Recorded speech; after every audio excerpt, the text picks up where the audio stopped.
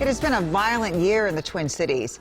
The ATF traced almost 4,000 guns used in Minnesota crimes last year. So where are these guns coming from? Good question. Heather Brown explains how they end up on the street.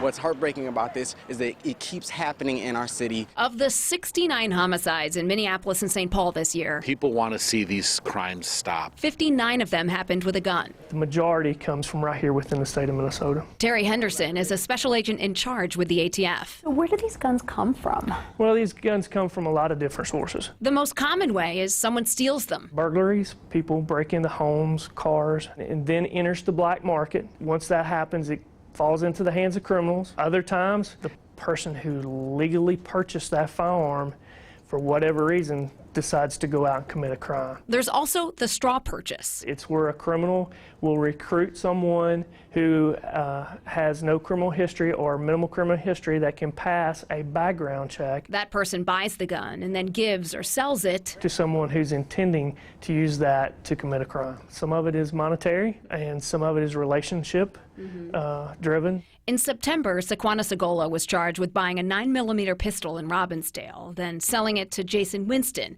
He's her ex-boyfriend's cousin and a convicted felon. Police say that gun was later used by another man to shoot 3 people, including a Chicago police officer. Obviously, this is a person that shouldn't be walking around the streets of Chicago. How much does a firearm go for on the black market? Well, it all depends. Segolo allegedly sold her pistol for $250. So walk me through it. How do you trace a gun? A gun is recovered by local law enforcement. Or the feds or the state.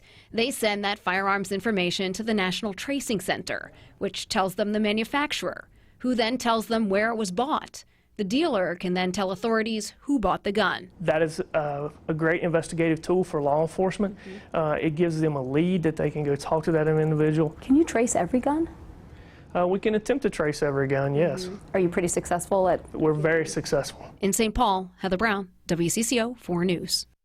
On average, the guns that get used in Minnesota crimes were legally bought 9 years earlier.